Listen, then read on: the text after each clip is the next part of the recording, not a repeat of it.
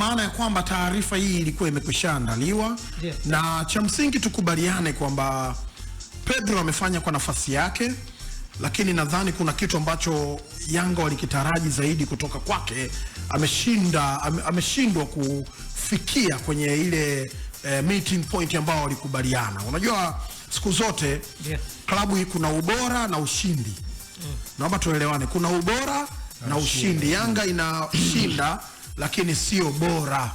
Hapa naeleweka. Kuna timu inashinda lakini sio bora. Hebu just imagine Dar es Salaam Yanga Afrika ndio timu ambayo ina goalkeeper mwenye clean sheets 11 na hajacheza michezo 5 huyo kipa ya ligi. Maana yake amemisi michezo 5 au 6. Kuna kipindi alimisi Mlajize kipindi cha majeraha, alafu kuna muda akamisi wakati wa adhabu. Walicheza ndio maana wakaokota kina Msheri na yule na Masalanga naye akapata zile clean sheets. Hapa tunazungumzia kipa, si ndio? Lakini nenda kwenye orodha ya wafungaji bora. Unaye Pacome Mzuzwa, unaye Mudathiri Yahya Bas, unaye Dube Prince Mpumelelo, lakini vile vile unaye Depu na Maxim pia na chuma 4, si ndio? Lakini Okelo sasa anaingia naye ana chuma 3 4. Okelo kafikisha goli la ngapi? Goli la kwanza kwenye sio la kwanza kwenye tatu